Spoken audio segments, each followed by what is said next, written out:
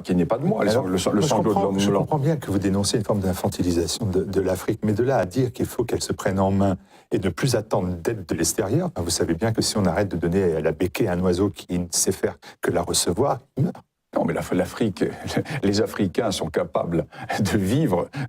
Les Africains, à travers le temps, à travers l'histoire, ont montré qu'ils avaient traversé diverses épreuves. Le problème, c'est que nous avons imposé un mode de développement à l'Afrique.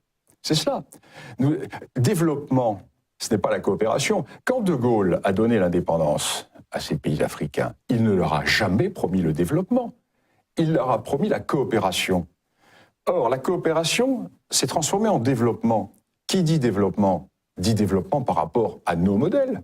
Alors, pendant un certain temps, certains pays, les pays soviétiques, ont voulu proposer les modèles de type socialiste, pendant que nous proposions les modèles de type libéral. Tous ont échoué. Le drame, c'est que tous ces modèles plaqués sur l'Afrique sont des modèles qui sont des modèles étrangers à l'Afrique. Pourquoi ? Car ce sont des modèles qui reposent sur des expériences individualistes. Or, les Afriques sont des partis communautaires. Vous ne pouvez pas greffer des prunes sur un palmier, même si vous mettez 3 tonnes d'engrais. Le porte-greffe, ça ne fonctionne pas. Les Africains ne sont pas des Européens pauvres à la peau noire. Ils ont leur civilisation, ils ont leur façon de penser. Et ce qui est traumatisant pour l'Afrique, c'est de vouloir les considérer précisément comme des Européens pauvres à la peau noire. Alors, tous les modèles qui ont marché, entre guillemets, chez nous, doivent leur être appliqués. La démocratie, les droits de l'homme, le libéralisme, etc.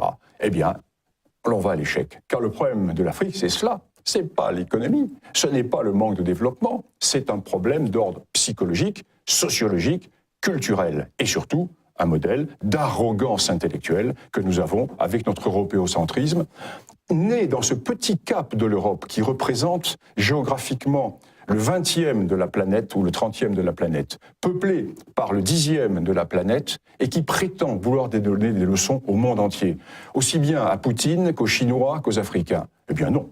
Alors, est-ce qu'il n'y a pas une contradiction quand même dans votre ouvrage ?